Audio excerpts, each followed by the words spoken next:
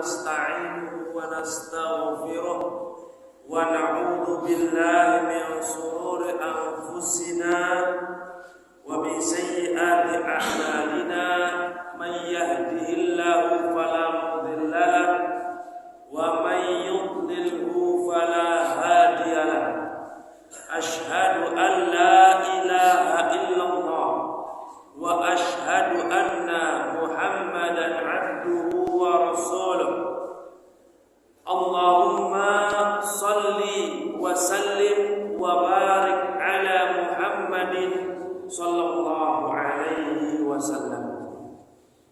قال الله تعالى يا أيها الذين آمنوا اتقوا الله حق تقاته ولا تموتن إلا وأنتم مسلمون. وقال رسول الله صلى الله عليه وسلم من يريد الله به خيرا يفقهه في الدين. Jemaah, bapak-bapak, ibu-ibu dan saudara-saudara sekalian yang insyaallah dirahmati Allah Subhanahu wa taala. Kita bersyukur kepada Allah yang masih membukakan mata kita di pagi hari ini. Karena berapa banyak orang yang kam min sahihin dalam sebuah syair, orang yang sahih, orang yang sehat, yang diharapkan dia ataupun memiliki planning, memiliki keinginan, tetapi di pagi harinya sudah dalam keadaan meninggal dunia. Ya, berapa banyak dari anak kecil yang dinantikan akan menjadi dewasa, faqad nusizat akfanuhu wa huwa la yadri. Kafannya sudah ditenun sedangkan dia tidak mengetahui. Jadi berapa banyak orang-orang yang menginginkan hidup lama tetapi Allah Subhanahu wa taala atau takdir berkata lain.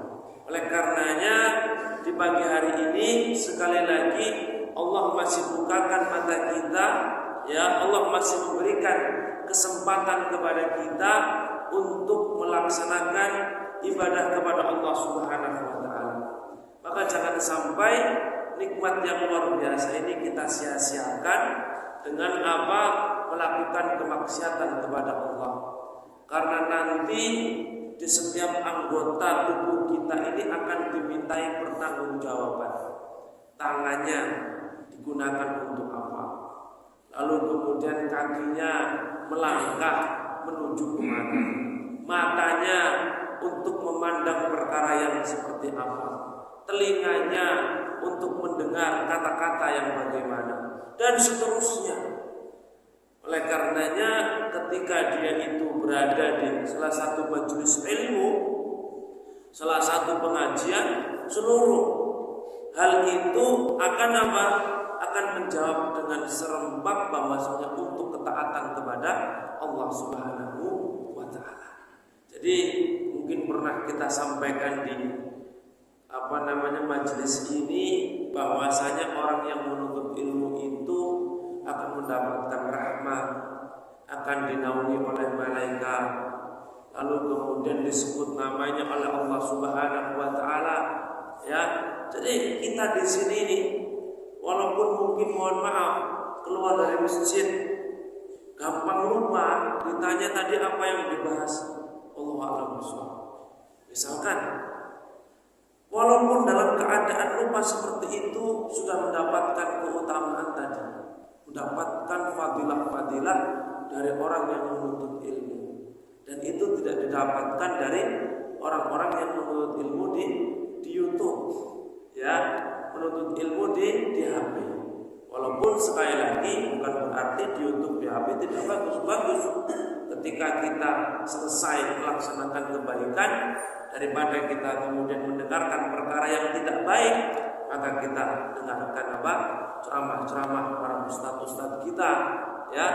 Karena Rasulullah SWT mengatakan fa idza faragta fansab. Jika kamu sudah selesai melakukan suatu pekerjaan, maka isi dengan pekerjaan yang lain. Ulama mengatakan melakukan kewajiban isi dengan perkara-perkara yang bermanfaat untuk dunia. Ada juga yang mengatakan perkara wajib atau perkara ibadah lalu kemudian selesai ganti dengan ibadah yang lain. Masya Allah. Lalu kemudian kita bersolawat dan salam kepada Rasul Sallallahu Alaihi Wasallam.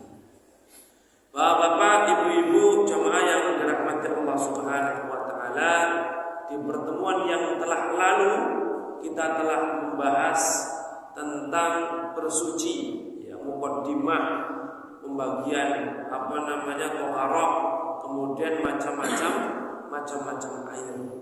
Dan insya Allah di pagi hari ini kita akan membahas beberapa hal, di antaranya yaitu azarul adamiyyin wa bahimatil an'am. Mohon maaf, ludah dari manusia dan hewan ternak. Apa hukumnya? Lalu kemudian kita akan bahas hal yang digunakan untuk menampung air. Hal yang digunakan untuk menampung air itu apa? Bejana. Bapak ibu-ibu yang dirahmati Allah, maka air liur dalam bahasa Arab yaitu apa? As'ar, ya. As'ar jamu su'ur atau su'run. Itu apa? Ma baqiya fil ina ba'da syurbi syarib minhu, yang tersisa dari bejana setelah sang peminum meminum air darinya. Kami ulangi lagi, pembahasannya bukan, mohon maaf, air liur misalkan ada harimau, air liurnya najis atau tidak, itu bukan pembahasan kita. Pembahasannya bagaimana tentang bejana yang itu digunakan untuk minum sang peminum, baik itu manusia ataupun hewan. Apakah bejana ini najis atau tidak? Ada kucing menjilat di tempat untuk wudu, atau kita punya membuat susu misalkan, tiba-tiba kucing minum, apakah kemudian najis? Karena kucing kan makanya sembarangan, bangkai tikus misalkan, dan yang lainnya. Nah, ini pembahasan kita di pagi hari ini. Jemaah yang dirahmati Allah Subhanahu Wa Taala, maka yang pertama akan kita bahas yaitu su'rul adami, air liur dari manusia. Air liur dari manusia selepas dia minum kemudian ada bekasnya, apakah najis? Jemaah yang dirahmati Allah Subhanahu Wa Taala, maka jelas itu hukumnya tahirun minal muslim wal kafir. Itu suci baik dari seorang muslim atau non muslim. Jadi hukumnya suci baik dari seorang muslim maupun non muslim. Bekas minum Pak, Bu, ya, walaupun kita kadang-kadang kan nggak begitu, ganti gelasnya gitu, ya. Tapi Rasul itu dengan para sahabatnya dalam kitab adab makan, kalau makan itu menggunakan satu tobak itu nampan lah begitu kalau bahasa kita. Mereka makan, setelah makan tidak menyisakan satu nasi pun atau satu makanan pun. Kadang-kadang kan kita, mohon maaf, masuk rumah makan, gengsi dihabiskan semuanya, sisainlah sedikit nasi. Padahal itu tidak sunnah. Karena apa? Tabdzir, mubadzir, dan nanti kita akan dimintai pertanggungjawaban terhadap satu nasi yang tidak kita makan. Nah, sahabat itu menghabiskan seluruh makanan, bahkan dalam beberapa riwayat saling menjilat. Apa itu? Tangan antara satu dengan yang lainnya. Ini juga tidak perlu kita praktekkan ya, kalau kita tidak mau kan begitu. Tetapi apa? Yang seperti itu pun mereka mau, apalagi bekas minum. Apalagi bekas minum. Jadi ini berkaitan dengan ketika dalam kondisi aman. Tapi kalau dalam kondisi pandemi, ya tentunya itu dihindari. Cuma yang dirahmati Allah Subhanahu Wa Taala, maka kembali kepada pembahasan, ya, dari seorang muslim atau non muslim itu hukumnya suci. Wal perempuan yang junub dan haid. Jadi bapak-bapak, kalau nanti istrinya haid atau junub, maka boleh-boleh saja kita meminum dari bekasnya. Misalkan dulu kan ada sepiring berdua begitu Pak Bu ya. Nah ini segelas berdua, boleh-boleh saja ya. Tidak seperti orang-orang Yahudi ketika istrinya mengalami haid, maka mereka mengisolasi. Diisolasi Pak Bu, kayak orang kena COVID, diisolasi nggak boleh makan dengannya. Kalau orang Islam kan tidak, maka Islam itu sebenarnya datang untuk memuliakan wanita. Jadi kalau ibu-ibu merasa ya direndahkan oleh Islam, maknanya apa?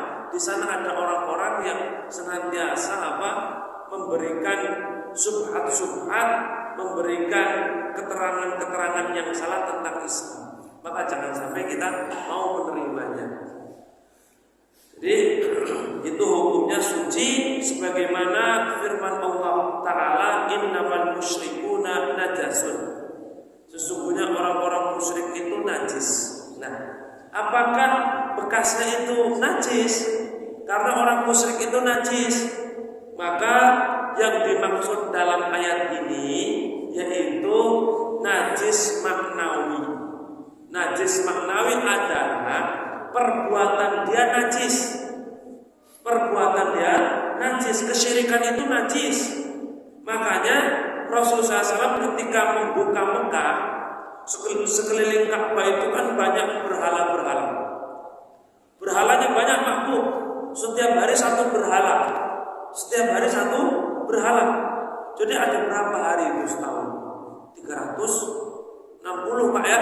Jadi ada 360 berhala. Rasul hancurkan itu berhala-berhala yang ada di sekitar Ka'bah. Kenapa? Karena berhala pada saat itu simbol kesyirikan dan syirik najis. Sedangkan Baitullah Al-Haram yaitu Ka'bah itu adalah tempat yang suci. Jadi dibersihkan. Maka kembali kepada ayat tadi, sesungguhnya orang-orang musyrik itu najis, itu maknanya adalah perbuatannya. Ketika dia bertaubat kepada Allah, bertauhid, menyembah Allah, maka dia menjadi orang yang suci. Maka alhamdulillah Bapak Ibu, hari ini kita sadar harus menyembah Allah, meninggalkan kesyirikan. Maka apa? Itu merupakan bentuk mudah-mudahan penyucian jiwa. Bapak Ibu yang dirahmati Allah Subhanahu wa taala, lalu dalil kesucian seorang muslim ya yang diriwayatkan oleh Al-Imam Al-Bukhari dan Imam Muslim. Hadis ini diriwayatkan dari Abu Hurairah. Jadi suatu ketika Abu Hurairah mengatakan, lakini Rasulullah sallallahu alaihi wasallam. Rasul pernah berjumpa denganku, kata Abu Hurairah. Rasul pernah berjumpa denganku. Wa ana junubun, sedangkan aku dalam keadaan junub. Jadi ketika Rasul mungkin ketemu papasan dengan Rasul, Abu Hurairah papasan dengan Rasul, Abu Hurairah dalam keadaan junub, kan begitu. Lalu apa? Famasyaitu ma'ahu wa huwa akhidun biyadayya. Aku jalan, lalu kemudian tiba-tiba apa? Aku jalan bersama Rasulullah SAW dan beliau itu apa? Memegang tanganku. Berarti menggandeng tanganku. Ya, lalu apa? Fansalaltu minhu fantolaktu faghtasaltu. Lalu aku kemudian lepas dan aku pergi menjauh dari Rasul. Aku mandi. Summa raja'tu ilaihi fajalastu ma'ahu. Kemudian setelah aku mandi, aku kembali menjumpai Rasul dan aku duduk di samping Rasul. Maka kemudian Rasul mengatakan, aina kunta ya Aba Hurairah? Dari mana saja engkau wahai Abu Hurairah? Jadi pergi, tidak izin atau tidak ngomong, memberikan keterangan, tiba-tiba datang ditanya, dari mana saja engkau wahai Abu Hurairah? Lalu kemudian Abu Hurairah mengatakan, "Laqitani wa ana junubun fakarihtu an ujalisaka." Engkau telah berjumpa denganku sedangkan aku dalam keadaan junub. Aku tidak suka untuk duduk denganmu dalam keadaan itu. Maka apa kata Rasulullah SAW? Innal mu'min la yanjus. Sesungguhnya orang mukmin itu tidak najis. Sesungguhnya orang mukmin itu tidak najis. Ya, maka jemaah yang dirahmati Allah Subhanahu wa taala, ini menunjukkan kepada kita walaupun seseorang dalam keadaan junub, selagi tidak ada najisnya yang menempel ke kawannya, maka dia dihukumi orang yang suci. Dalam arti apa? Badannya suci walaupun statusnya dalam keadaan harus bersuci. Ya enggak apa-apa. Jadi orangnya suci wujudnya, tapi dia mendapatkan atau mengalami keadaan di mana harus bersuci agar junubnya hilang. Ini dalil bahwasanya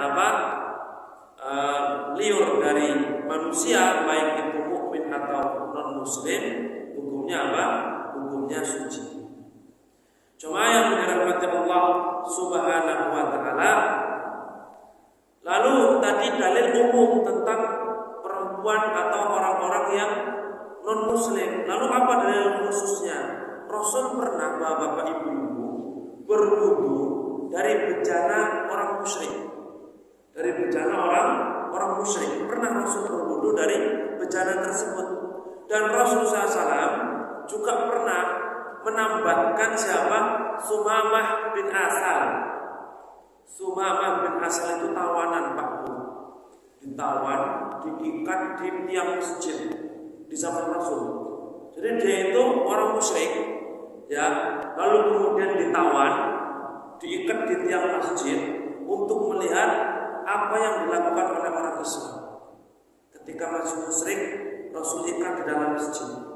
Maknanya apa? Orang musyrik berarti tidak najis. Kalau seandainya najis, tentunya apa? Rasul akan mencuci itu tempat di mana untuk mengikat Sumamah bin Usal. Lalu ketika dia melihat bagaimana indahnya akhlak para sahabat, dia masuk Islam. Jadi diikat di tiang masjid ya. Lalu kemudian melihat, ya, memperhatikan bagaimana sahabat itu kalau berjumpa mereka mengucapkan salam dan yang lainnya, lalu kemudian mengucapkan syahadat.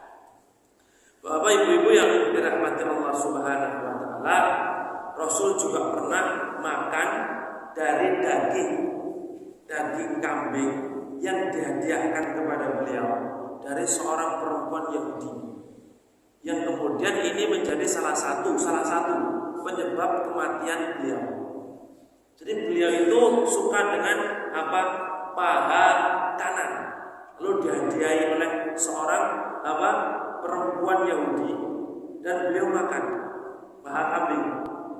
Ketika dimakan, lalu kemudian beliau mendapati rasanya tidak enak, curiga, tetapi sudah ada sebagian yang masuk ke dalam perut beliau, dan itu sekali lagi salah satu penyebab meninggalnya beliau.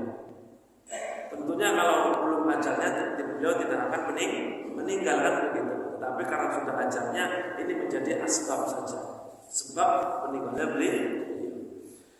Cuma yang dirahmati Allah Subhanahu wa taala, lalu yang kedua, sukru mayuk kalulahmuhu. Air liur dari binatang yang halal dimakan dagingnya. Air liur dari binatang yang halal dimakan dagingnya. Tadi manusia, sekarang binatang. Cuma yang dirahmati Allah Subhanahu wa taala, maka hukum binatang yang dia itu menjilat, meminum kebejana, lalu kemudian di sana ada bekasnya, maka kalau binatang itu halal dimakan, bekasnya suci sebagaimana hewan tersebut. Bekasnya suci. Ada kambing makhluk, misalkan kita punya bejana penampungan air. Kadang-kadang di kampung-kampung kan kambing itu dilepas, tiba-tiba minum ke bejana tersebut. apakah bejana itu boleh digunakan, apakah air di dalam wadah tersebut boleh untuk kita gunakan bersuci, maka boleh, karena kambing itu halal dimakan dagingnya. Begitu pula apa, yaitu sapi misalnya. Namun perkara daging binatang yang haram dimakan dagingnya, binatang yang haram dimakan dagingnya, tapi biasa di sekitar kita, di sekitar Rasul itu apa? Yaitu keledai jinak. Keledai jinak. Keledai jinak itu menurut pendapat yang kuat itu haram, tidak boleh dimakan. Keledai jinak. Jadi kalau mau dimakan diliarkan dulu, tidak demikian. Jadi keledai jinak itu haram. Tetapi kalau keledai jinak minum ke bejana itu apa? Itu suci. Tidak menjadikan itu najis, walaupun sekali lagi apa, dagingnya haram untuk dimakan. Ini pengecualian karena hakikatnya hukum asalnya sebelum dia jinak dia halal, lalu kemudian dijinakkan maka apa, tetap walaupun dagingnya haram, air liurnya kembali kepada hukum asal. Jadi sekali lagi saya ulangi, air liur dari binatang yang binatang tersebut halal dimakan dagingnya maka suci. Begitu pula al-hirrah. Apa hirrah Bapak Ibu? Kucing. Kucing itu makan tikus kadang-kadang. Ya kalau tidak diliarkan ya makanya makan apa? Makan makanan yang mungkin apa, pelet atau apa itu namanya, pur dan yang lainnya kan begitu. Yang kita beli dari toko-toko makanan binatang ternak. Maka apa? Kucing ini ya ketika dia masuk ataupun dia menjilat di saksi di bejana, maka dia dihukumi suci walaupun kucing ini najis. Kenapa? Ada sebuah dalil asar dari Kabsyah binti Ka'ab bin Malik ya. Jadi beliau itu berada di bawah asuhan Abu Qatadah. Suatu ketika Abu Qatadah meminta kepada beliau untuk mendatangkan apa? Bejana yang berisi air yang akan digunakan untuk bersuci. Tiba-tiba ya beliau mendapati ada kucing yang menjilat di bejana tadi. Maka kemudian dia kabarkan kepada Abu Qatadah. Lalu Abu Qatadah mengatakan, "Atajabina ya binata ahi." Apakah engkau heran wahai anak dari saudaraku? Berarti apa anak dari saudaraku? Yaitu keponakan, Pak ya. Apakah engkau heran wahai keponakanku? Maka kemudian perempuan tadi mengatakan, "Na'am, iya." Faqala, lalu Abu Qatadah mengatakan, "Inna Rasulullah sallallahu alaihi wasallam qala," sesungguhnya Rasulullah sallallahu alaihi wasallam bersabda, "Innaha laysat binajasin." Sesungguhnya kucing itu tidak najis. Tidak najis maknanya apa? Liurnya. Walaupun kotorannya menurut pendapat yang kuat najis. Ya, hanya satu yang mengatakan tidak, di antaranya, di antaranya yang mengatakan tidak najis adalah mazhab Dhahiri.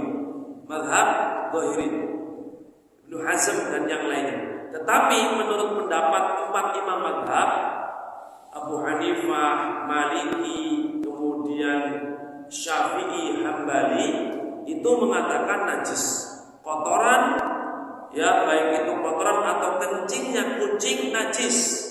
Jadi kalau bapak ibu-ibu punya peliharaan kucingnya agak sedikit nakal, kencing sembarangan, nempel di celana kadang-kadang kencing, kan begitu.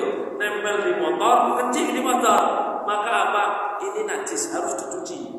Tetapi untuk liurnya itu suci.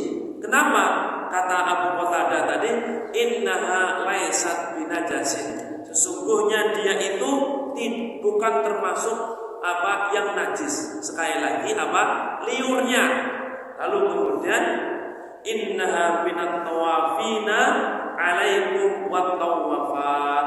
Sesungguhnya kucing itu adalah binatang yang sering berkeliaran di tengah-tengah kalian. Karena kalau seandainya itu dinajiskan, repot. Kucing harus dikurung, kan begitu?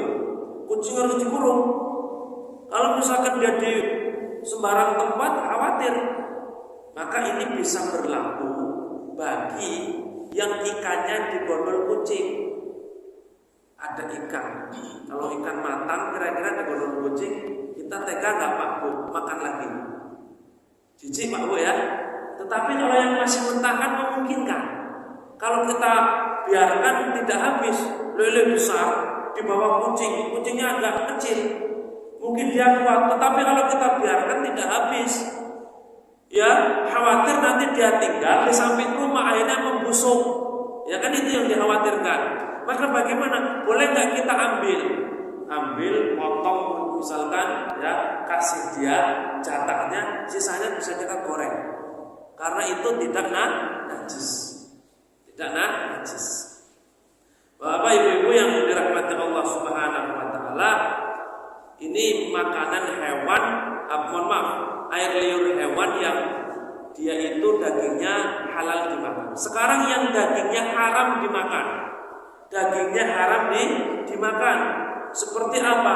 As-sibah. Apa itu sibah? Binatang buas. Baik masih buas ataupun sudah jinak. Hari ini kan sedang tren, ya, para raja-raja di Arab Saudi atau raja-raja di Timur Tengah, apa peliharaannya? Ya, harimau, singa, ya, hyena dan yang lainnya. Padahal kalau tidak ada maksud tertentu, tidak boleh kita memelihara hewan-hewan tersebut. Bapak Ibu, bahkan ular, itu kalau bisa kita tidak memeliharanya karena itu fahisyah. Binatang yang tidak layak untuk dipelihara, kecuali tadi untuk apa? Keperluan, misalkan ada edukasi. Kebun binatang memelihara itu tidak mengapa, karena apa? Ini dibutuhkan agar orang-orang tahu nanti untuk pembelajaran, kan begitu. Tetapi kalau untuk sekedar hobi, afdolnya ditinggalkan. Karena apa? Ini fahisyah, ini tidak diperbolehkan.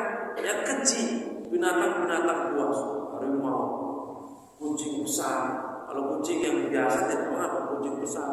Lalu kemudian tadi hyena, ya, macan tutul dan yang lainnya, buaya, ya kan? Asalnya ditinggalkan. Jadi jamaah yang dirahmati Allah Subhanahu wa taala, maka ini menurut pendapat yang kuat dari liur binatang yang haram dimakan dagingnya, ketika airnya tidak berubah, maka hukumnya suci. Ketika kemudian ada singa menjilat minum dari bejana, tidak berubah airnya, maka hukumnya kembali kepada asalnya, suci. Kenapa demikian? Karena kita tidak tahu. Nah, ini kembali kepada usul fikih. Singa itu makan apa kita tidak tahu, ya. Singa makan apa kita tidak tahu, karena kita hanya perkiraan. Jangan-jangan, nah, kalau jangan-jangan itu kan apa? Prasangka, ya Pak, ya Pak Bu, ya, prasangka. Sedangkan hukum asal air itu suci, dan kita yakin air itu hukumnya suci dan mensucikan, maka yakin tidak bisa dikalahkan dengan prasangka. Jangan-jangan tidak bisa. Maka kembali kepada apa? Kembali kepada yang yakin. Apa kaidahnya? Al-yakin la yazulu bisyak. Yakin tidak bisa hilang dengan keraguan-keraguan. Sedikit contoh agak melebar tentang kaidah ini. Seorang sholat, tiba-tiba ragu-ragu, saya ini kentut atau tidak. Maka apa kata Rasul? Falayan sorif, jangan dia batalkan sholatnya hatta yasma'a sautan au yajida rihan, sampai dia itu mendengar suaranya atau mendapati baunya. Kalau ragu-ragu, saya kentut atau tidak. Kalau sudah yakin, jangan dicari-cari, tidak tahu. Nah, jadi bukan berarti hadis ini dalil bagi orang yang mengatakan, mohon maaf, kentut yang ada suaranya membatalkan wudu, yang tidak ada suaranya tidak. Bukan begitu maksudnya. Maksudnya apa? Ketika dia ragu-ragu ini batal atau tidak, maka apa? Kembali kepada yang yakin. Yakinnya sudah wudu. yakinnya sudah butuh, ragu-ragunya batal atau tidak, maka kembali kepada yang yakin. Begitu pula tadi air, yakin air itu hukum asalnya suci dan mensucikan. Datang singa minum dari bejana tersebut yang ada airnya, maka kita ragu-ragu singa itu makan apa, khawatir habis makan bangkai minum, bangkai kan najis, itu masih jangan-jangan kayaknya ya yufidudon, dan itu prasangka perkiraan, maka perkiraan tidak bisa mengalahkan sesuatu yang yakin.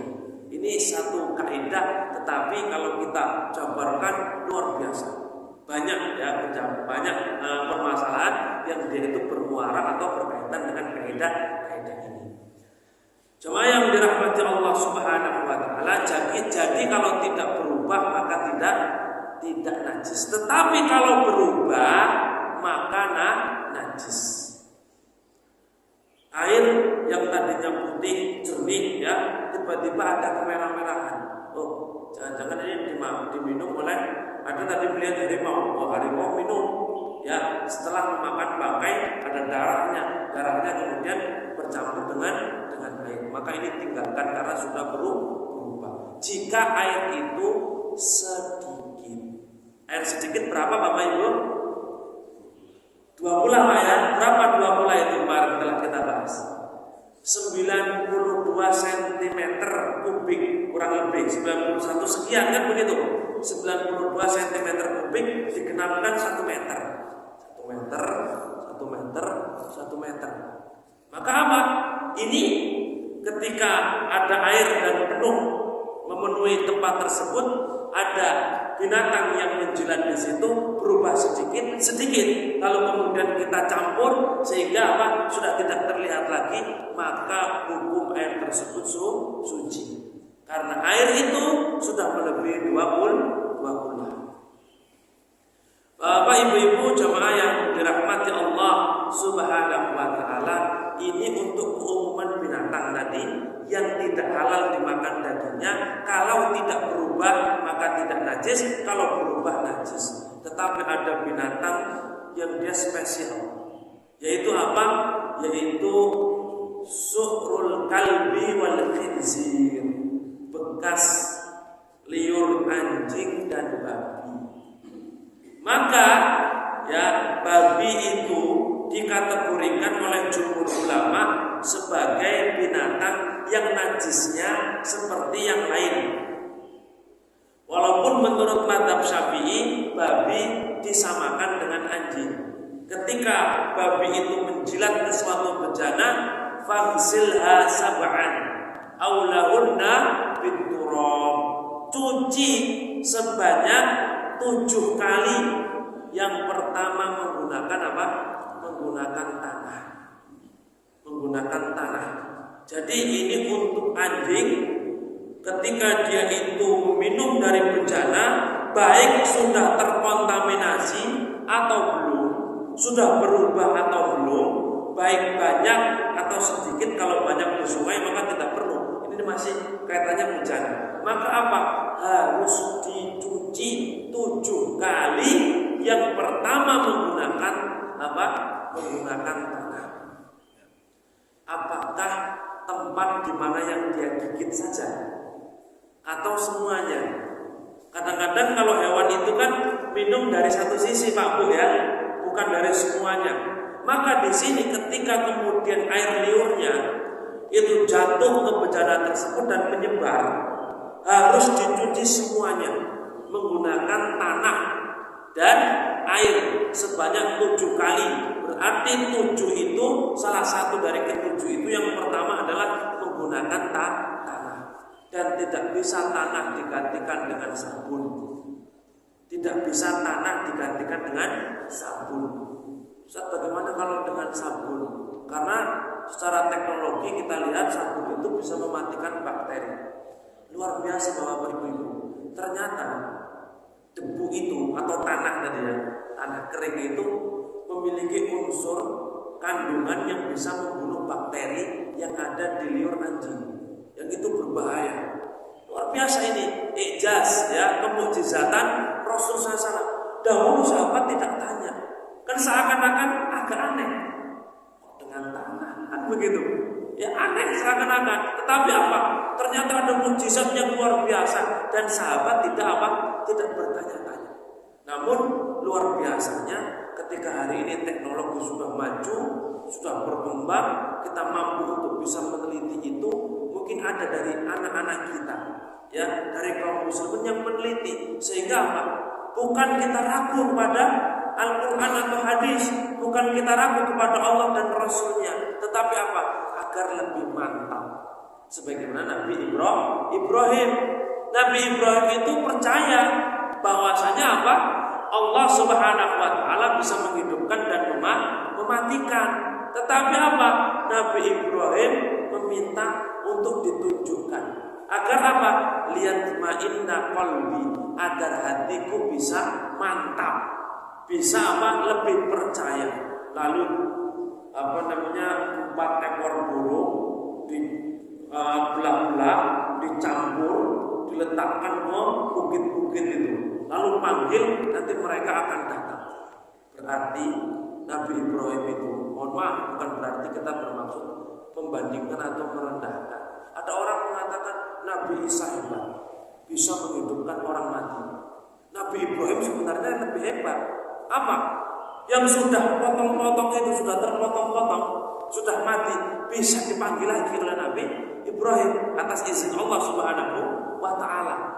Jadi jangan kemudian apa? Gara-gara itu manusia berlebih-lebihan memuji Nabi, memuji Rasul, melebihi dari apa? Manzilatnya, kedudukannya. Jemaah yang dirahmati Allah Subhanahu wa taala, Allah Subhanahu wa taala berfirman, "Aulah mal khinzir fa innahu rijsun," atau daging babi sesungguhnya itu rijsun, najisun, najis. Baik, selesai pembahasan kita tentang liur, ya, dari manusia atau binatang dan bagaimana hukumnya.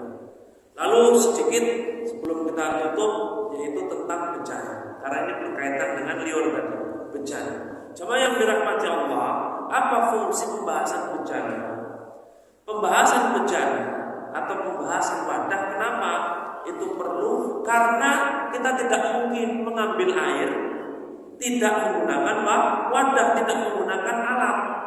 Apa mungkin Bapak Ibu begini, ya, air dari kolam begini? Tidak, menggunakan wadah, menggunakan alat. Di zaman Rasul, alatnya apa Bapak Ibu? Kalau sekarang kan gampang, botol beku, ya. Mungkin Bapak Ibu beli botol yang agak bagus. Mungkin kalau misalkan agak ngirit sedikit, bekas botol air mineral, diisi ulang lagi, kan begitu? Ya, ini alat yang kita gunakan. Di zaman Rasul apa? Menggunakan kulit. Jadi botol atau penampungan air yang digunakan untuk minum itu terbuat dari kulit. Berarti luar biasa. Kulit ketika terkena air dia tidak berubah, tidak busuk. Bagaimana teknologi di zaman Rasul ini bisa seperti itu, ya? Tentunya mungkin perlu kita bahas dalam disiplin ilmu yang lain, kan bisa seperti itu. Mengapa?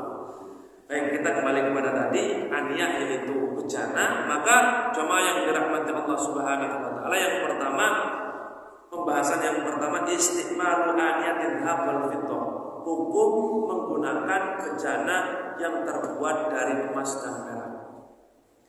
Jemaah yang dirahmati Allah, Rasul mengatakan, la tashrabu fi aniyatin dhahabi wal fitah. Janganlah kalian meminum dari bejana yang terbuat dari emas dan perak. Wala ta'kulu fi sahafiha. Janganlah kalian makan dari nampan-nampannya yang terbuat dari emas dan perak. Fa innaha lahum fid dunya. Sesungguhnya emas dan perak itu bagi orang-orang non-muslim di dunia, walakum fil akhirah, dan bagi kalian di akhirat. Bahkan Rasulullah SAW mengancam, alladzi yang yashrabu minum fi aniyatin dhahab, dari bejana yang terbuat dari emas atau dalam riwayat yang lain terbuat dari perak, innama yujarjiru fi batnihi naru jahannam, sesungguhnya akan bergejolak di di dalam perutnya api jahanam. Ini apa? Ancaman. Kenapa? Karena itu bersifat takbir dan bersifat tafakhur, menyombongkan diri. Oh, sultan gak cukup pakai gelas kaca, gelas emas atau perak. Maka ini apa kata Rasul? Nanti dia tidak akan minum dari bencana itu di akhirat, dan di neraka perutnya akan apa? Ada api neraka yang senantiasa apa? Mendidih di sini, senantiasa menyala-nyala di dalam perutnya. Ini merupakan apa? Sekali lagi untuk takzir, untuk memberikan peringatan-peringatan agar kita tidak menggunakan itu. Adapun bencana yang terbuat dari selain keduanya, walaupun itu merupakan perhiasan, maka boleh. Apa Pak Bu? Yang kira-kira lebih mahal daripada emas dan perak? Kristal ada. Kristal. Ya, mungkin kalau ada kristal lebih mahal daripada emas dan perak, terbuat dari kristal misalkan, kristal dari pegunungan Tibet misalkan, maka itu boleh. Karena apa? Karena tidak berada dalam nas. Tidak berada dalam nas. Ada yang mengatakan diteliti, ternyata air yang ditampung dengan emas, bencana emas dan perak, nanti akan menimbulkan penyakit. Akan menimbulkan penyakit. Wallahu a'lam bishawab. Nanti mungkin Bapak Ibu bisa searching di Google. Apa penyakit apa yang diakibatkan karena hal itu? Tetapi hakikatnya karena ini larangan Allah dan Rasulnya, maka kita harus tinggalkan itu. Ya, sebagai bentuk ketaatan kita kepada Allah dan Rasulnya. Lalu pertanyaannya, boleh tidak kita menyimpan bencana itu di lemari tanpa kita gunakan untuk makan dan minum? Dapat kado pernikahan, gelas papa mama terbuat dari emas. Berapa nilainya itu Pak Abu? Akhirnya dia simpan di lemari. Boleh tidak dia simpan itu? Ada ulama yang mengatakan boleh. Kenapa? Karena tidak digunakan untuk minum. Yang dilarang itu makan dan minum. Tapi ada yang mengatakan tidak boleh karena sama saja itu ada unsur kesombongan. Wallahu a'lam bishawab. Kembali kepada dohir nas. Dohirnya yang dilarang makan dan minum. Menyimpan tidak dilarang. Tapi lebih baik disedekahkan, kan begitu, atau dimanfaatkan agar lebih bisa bermanfaat. Rasul itu pada asar pernah sholat asar tiba-tiba langsung keluar Pak Bu. Tiba-tiba langsung keluar. Sahabat bertanya, ya Rasulullah, kenapa Anda keluar? Ya, terburu-buru begitu. Apa kata Rasul? Saya teringat ada sedikit emas di rumah saya yang belum saya sedekahkan. Masya Allah Bapak Ibu, ya, saya teringat ada sedikit emas, ya, dinar yang belum saya sedekahkan.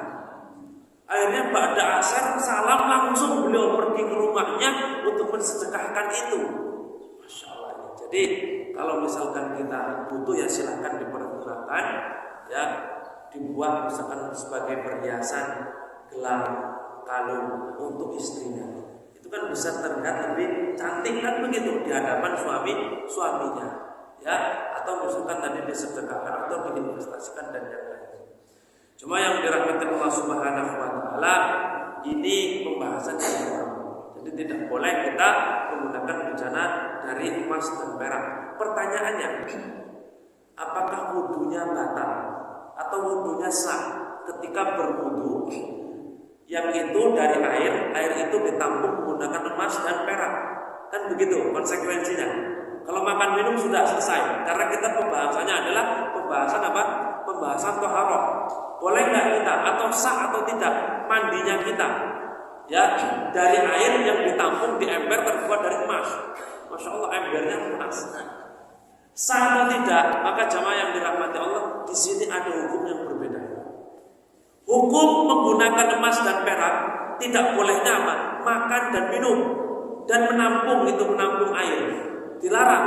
Adapun bersucinya, ketika air itu air suci dan mensucikan, maka boleh dan sah menurut pendapat yang kuat. Seperti begini Bapak Ibu-ibu, pakaian itu kan harus dipakai ketika sholat. Kalau kita sholat tidak pakai pakaian, sholatnya tidak sah karena auratnya terlihat. Kita menggunakan pakaian, tapi pakaian yang kita gunakan berasal dari sesuatu yang haram. Misalkan sutra bagi laki-laki, tidak boleh laki-laki pakai sutra. Oh, sarung Ustaz, itu cuma namanya aja Sutra Samarinda. Sutra Samarinda harganya 100.000. Tidak mungkin sarung sutra 100.000, kan begitu. Cuma namanya saja. Tapi kalau benar-benar itu sutra, maka haram laki-laki menggunakan sutra. Tetapi ketika digunakan untuk sholat, pertanyaannya sah atau tidak sholatnya? Maka menurut pendapat yang kuat sah. Tapi dia berdosa karena menggunakan sutra. Dosanya menggunakan sutra, sholatnya tetap sah. Begitu pula tadi dosanya menampung air menggunakan emas dan perak, tetapi hukum wudu dan mandinya tetap sah. Jemaah yang dirahmati Allah Subhanahu wa taala, pembahasan yang kedua, hukum istiqmalil ina al-mudabbab. Sekat tadi dilarang emas dan perak. Sekarang kalau bejana itu ditembel menggunakan emas dan perak, ini lebih kaya lagi, nembel aja pakai emas dan perak, dicuil itu perhiasan istrinya ditempelkan ke panci, begitu. Mending emasnya dijual untuk beli panci, kan begitu. Tapi ini kan di zaman Rasul, mungkin pada saat itu belum ada penempel panci. Nah, maka bagaimana jamaah yang dirahmati Allah Subhanahu wa taala? Kalau itu untuk nembelnya emas, maka tidak boleh. Yang untuk menembel emas tidak boleh. Panci atau piring bolong ditempel menggunakan emas, maka tidak boleh. Tetapi kalau menembelnya dengan perak, maka diperbolehkan. Beda. Dalam hukum menambal antara emas dengan perak berbeda. Baik, sedikit saya bacakan hadisnya. Ingkasara qadhu Rasulillah. Suatu ketika bejananya Rasul pecah, ya. Fattahoda makana syi'bi. Lalu kemudian Rasul SAW mengambil tempat yang bolong itu, ditutup dengan apa? Silsilata min fiddatin, yaitu apa? Secuil dari perak. Perak mungkin dibakar oleh Rasul untuk menambal apa? Bejana tersebut. Dari hadis ini dimaknai atau disimpulkan bahwasanya kalau ditambal dengan perak boleh, tapi kalau ditambal dengan emas, kembali kepada keumuman hadis, tidak ada hadis yang mengkhususkan. Jadi umumnya tadi apa? Haram. Perak pun aslinya haram, tapi karena ada dalil ini sehingga kemudian untuk tambalan dari perak itu boleh. Tapi insya Allah tidak ada Pak Bu ya. Ini orang nambal panci pakai perak. Tapi kalau ada hukumnya di sini. Baik. Pembahasan yang ada 4. Yang ketiga, aniyatul kufar, bejana orang kafir. Bejana orang kafir hukum asalnya itu suci. Suci bejana orang kafir, orang non muslim, aniyatul kufar. Tetapi kalau kita tahu bejana tersebut digunakan untuk menyimpan perkara atau makanan-makanan yang najis, maka kita tidak boleh menggunakan. Namun kalau kita melihatnya itu bersih, maka kembali kepada asalnya. Setiap perkara itu boleh untuk digunakan, kan begitu. Misalkan ada orang kafir suka potong babi itu kan najis. Suka potong anjing, naudzubillah. Jangankan orang non muslim, orang Islam aja ada yang makan anjing, kan begitu. Naudzubillah ini. Turun di salah satu kota dari bis, kok enak ada sate. Ternyata terbaca sate guguk. Benar tidak mata saya ini, saya lihat. Baunya harum Pak Bu. Enak nih makan sate. Sate guguk. Paginya saya lihat sudah tidak ada. Ternyata bukannya malam saja. Ya, sate guguk di salah satu kota di Indonesia itu sudah biasa. Alhamdulillah kami pernah pergi ke kota tersebut dan sungguhan kita melihat, ya. Kita melihat dengan mata kepala kami sendiri. Baik, kembali kepada pembahasan. Jadi apa? Kalau kita tahu mereka itu bersih, boleh kita gunakan. Tapi kalau kita kemudian mendapati di sana ada perkara-perkara yang najis atau terbiasa dengan makanan yang najis, afdolnya kita tinggalkan. Karena Rasul tadi dalam pembahasan liur orang-orang non muslim berwudu menggunakan bejana perempuan musyrik.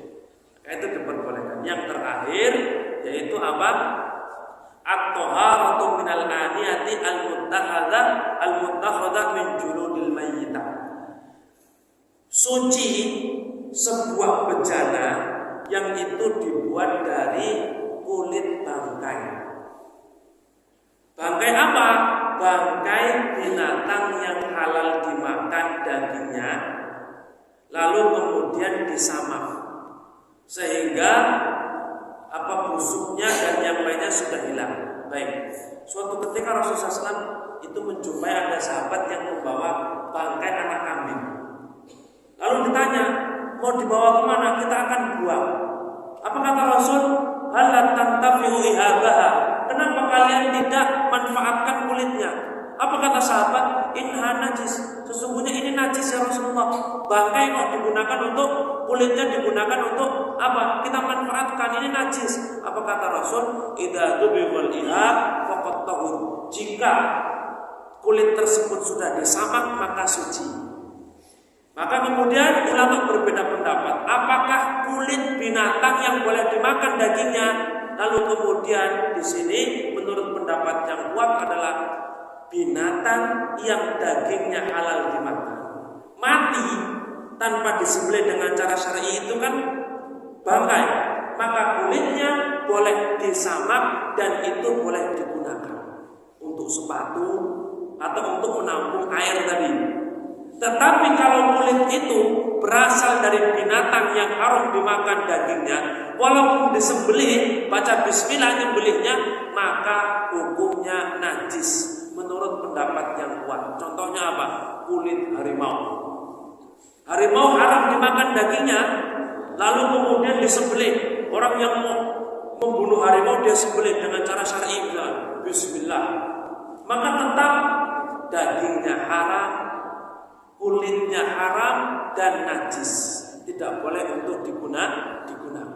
Jadi kalau misalkan kita hari ini masih memakai baju dari kulit harimau, baju dari kulit ular, ikat pinggang dari kulit ular, sepatu dari kulit buaya, karena buaya itu menurut sebagian ulama haram dimakan dagingnya, berarti najis.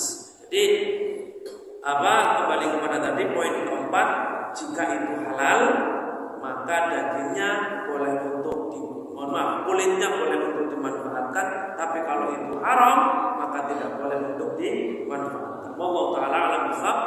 Karena sudah terbit jam 5:33. Mungkin sebelum kita tutup, apabila ada yang ditanyakan kami persilakan. Assalamualaikum warahmatullahi wabarakatuh. Karena ada pendapat bahwa kotoran kucing atau kencing kucing itu tidak najis. Kemudian hukum asal itu mungkin karena kucing itu kan yang sering berkeliaran. Atau panjang juga perdebatan, dan ini salah satunya sepertinya dari Salafi tadi yang mengatakan itu. Saya lihat di YouTube itu. Apakah tapi kalau menurut Ustaz tadi kan najis ya kotoran kucing. Terima kasih Tad. Assalamualaikum warahmatullahi wabarakatuh. Jadi yang perlu saya tanggapi. Ya baik ya. Jadi memang itu, mohon maaf, tadi disebutkan, saya sebutkan aja kelompoknya Pak ya. Misalkan karena ada salah seorang ustadz yang viral di Facebook ya. Ustadz, saya sebut saja karena ini sudah terkenal. Ustadz Badrul Salam kalau tidak salah. Beliau dari teman saudara-saudara dari Salafi kan begitu. Lalu kemudian dinisbatkan yang mensucikan kotoran dan kencing kucing itu orang-orang Salafi kan begitu. Padahal ya tidak salah mutlak, tetapi perlu kita runut dari mana beliau berpendapat seperti itu. Dari mana? Dari pendapat Ibnu Hazm. Ibnu Hazm itu seorang ulama yang beliau lahir atau hidup di masa kejayaan Islam di Eropa, di Andalusia, ya. Dan beliau beranggapan bahwasanya kotoran dan kencing kucing itu suci. Dalilnya tadi adalah binatang yang sering berkeliaran. Lalu kemudian kita lihat ternyata orang-orang Salafi itu tidak satu suara, karena tadi beliau sebut merek tapi tidak mengapa, tidak satu suara. Ada yang mengatakan najis juga, ya najis juga. Jadi ini sebenarnya khilaf antara ulama yang kemudian dinukil oleh salah seorang ustadz atau ustadz yang lain, yang kemudian kalau misalkan kita cari titik temunya tidak akan ketemu karena memang masing-masing sudah memiliki argumentasi yang kuat. Namun bagaimana sikap kita mencari yang kuat dari pendapat-pendapat itu? Mana yang kuat? Yaitu pendapat 4 imam mazhab. Apa tadi? Hanafi, Maliki, Syafi'i dan Ahmad mengatakan kotoran dan kencing kucing itu najis. Walaupun yang dimaksud dalam hadis ini maksudnya apa? Liurnya, bukan kotoran dan kencingnya. Itu menurut Allah.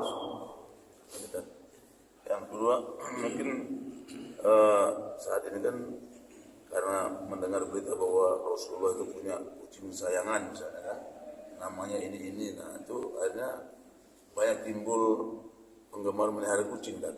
Nah, dan akhirnya kita lihat juga kadang-kadang kucing itu tidak diurus, kotorannya kemana-mana itu tadi. Itu apakah benar tadi bahwa Rasulullah itu punya hewan kesayangan namanya kucing, namanya apa dan sebagainya? Baik, Rasul apakah punya hewan kesayangan kucing? Saya keterbatasan ilmu kami Pak, wallahu a'lam. Tetapi kebiasaan Rasul kalau punya peliharaan diberi nama. Beliau itu kalau punya peliharaan diberi nama. Ada keledainya Rasul, ada untanya Rasul, itu diberi nama. Kucing pun ya Allah alam kalau beliau punya diberi nama. Gitu. Adapun kemudian kita mengikuti Rasul karena memelihara kucing tadi, nah ini perlu. Baik. Sekarang kita sedikit Pak ya agak lagi. Apakah seluruh perbuatan Rasul itu sunnah? Pak Bu, apakah seluruh perbuatan Rasul sunnah? Ada perbuatan Rasul itu dibagi 3 secara umum. Khusus untuk Rasul, sunnah untuk kita, dan itu merupakan tabiat Rasul. Yang pertama khusus untuk Rasul.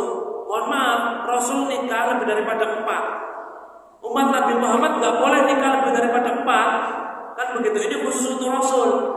Rasul boleh puasa wisol, tiap hari puasa, tapi kita tidak boleh puasa sunnah setiap hari. Ini khusus untuk Rasul. Yang kedua, itu merupakan sunnah untuk kita, yaitu apa? Rasul sholat rawatib. Kita juga disunahkan sholat rawatib. Yang ketiga, ini apa? Tabiat Rasul yang tidak masuk ke dalam sunnah. Dan biasanya ulama berbeda pendapat. Di antara tabiat Rasul adalah Rasul rambutnya panjang. Nah, ini tabiat. Jadi kalau memang mengatakan sunnah juga tidak masalah. Cuma kalau di sekolah, ya di sekolah rambutnya panjang dulu kita dilarang sama. Tapi kalau sudah lulus nggak apa-apa Pak ya, insya Allah. Ya, jadi maknanya apa? Ini tidak salah. Laki-laki Rasul itu rambutnya sebaru. Begitu pula Rasul menggunakan cincin. Apakah sunnah? Cincin saja menurut dalam kitab Syarhul Mumti tidak sunnah. Kalau ingin sunnah, cincin yang digunakan untuk stempel Rasul, cincinnya itu Muhammad Rasulullah. Maka ketika Rasul masuk kamar mandi, dilepas cincinnya karena adalah Allahnya. Lalu ketika keluar dipakai untuk stempel. Begitu pula peliharaan Rasul SAW. Rasul memelihara unta. Nah, kita mau mengikuti Rasul di perumahan ini melihara unta. Di demo oleh tetangganya, kan begitu Pak. Jadi di sini ada yang khusus untuk Rasul, ada yang dia itu tabiat Rasul, ada yang sunnah, begitu Pak. Maka afdolnya kalau kita ingin mengikuti Rasul Sallallahu Alaihi Wasallam, maka ikuti yang dia itu diperintahkan oleh Rasul. Adapun tidak salah orang yang ingin mengikuti tabiat Rasul. Seperti apa? Ibnu Umar itu sampai mengikuti Rasul itu sampai apa? Kan Rasul kencing di mana itu Ibnu Umar harus dikebelatkan untuk kencing. Rasul dan Ibnu Umar pergi safar, Rasul kemudian buang air kecil di suatu tempat. Ketika suatu saat Ibnu Umar melewati tempat itu harus kebelat kencing demi untuk bisa mengikuti Rasul karena Rasul dulu buang air kecil di sini. Masya Allah, tidak masalah juga. Tetapi apa? Kalau kita mengikuti yang jelas sudah diperintahkan itu lebih apa? Lebih mendapatkan pahala. Tapi sekali lagi tidak salah yang ingin mengikuti tabiat Rasul Sallallahu Alaihi Wasallam karena Rasul melakukan itu tentunya ada hikmahnya. Allah langsung.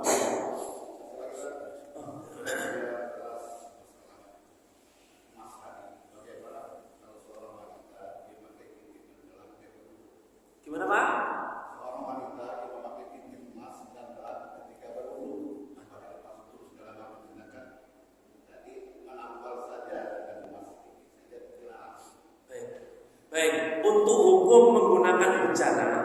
laki-laki dan perempuan haram. Hukum minum dan makan dari bejana emas dan perak laki-laki dan perempuan haram. Adapun untuk dijadikan perhiasan, maka bagi perempuan boleh, bagi wanita boleh. Wanita yang mengenakan cincin emas, wanita yang mengenakan cincin, mengenakan kalung emas itu boleh. Tapi laki-laki tidak boleh. Laki-laki tidak boleh. Dalilnya Rasul pernah membuang emas, cincin emas. Sahabat pakai cincin emas dibuang. Lalu apa? Yang lain mengatakan, tidaklah engkau ambil, bisa engkau berikan kepada istrimu. Maknanya apa? Istri itu atau wanita boleh memakai cincin atau perhiasan dari emas atau perak. Jadi di sini kalau memang wanita memakai itu tidak mengapa selagi airnya ngalir. Khawatir terlalu sempit, terlalu kecil cincinnya sehingga airnya tidak ngalir. Di zaman Rasul pernah jumpai ada seorang yang dia itu qadru dirham, selebar koin, tidak terkena air wudu. Lalu Rasul suruh mengulangi Rasul memerintahkan orang itu untuk apa? Sholatnya diulangi, wudunya dan sholatnya diulangi. Kenapa? Ada yang sekitar 1 dirham, 1 koin tidak terkena air wudu. Nah ini cincin, kalau misalkan digabungkan lumayan lebar ini, maka afdolnya dilepas. Kalau cincinnya tidak terlalu sempit, bisa ngalir, tentunya cincinnya jatuh kan begitu. Maka afdolnya dilepas tadi. Bapak yang pakai cincin silahkan, tidak mengapa, tidak salah ya. Cincin batu, akik, tidak salah. Yang penting jangan ada isi-isinya, kan begitu. Dilepas, wudu, setelah itu dipakai lagi agar air mengalir ke tempat atau anggota yang di situ wajib terkena air. Wallahu a'lam. Gitu Pak. Lagi atau cukup ini Pak? Cukup. Baik, karena dirasa cukup, mudah-mudahan yang sedikit ini bisa memberikan kita semangat untuk belajar agama, karena orang-orang yang mengamalkan agama karena ilmu pahalanya lebih besar daripada orang-orang yang mengamalkan agama karena perkiraan-perkiraan. Jadi rujukannya apa? Mazhab Syafi'i. Rujukannya apa? Kitab Al-Fiqh Al-Muyassar dan yang lainnya. Insya Allah dia akan mendapatkan lebih banyak pahala karena berlandaskan dengan ilmu. Jazakumullah khairan. Kepada Allah kami mohon ampun, dan kepada jamaah Bapak Ibu sekalian kami mohon maaf. Subhanakallahumma wa bihamdika asyhadu an la ilaha illa anta astaghfiruka wa atubu ilaik. Wassalamualaikum warahmatullahi wabarakatuh.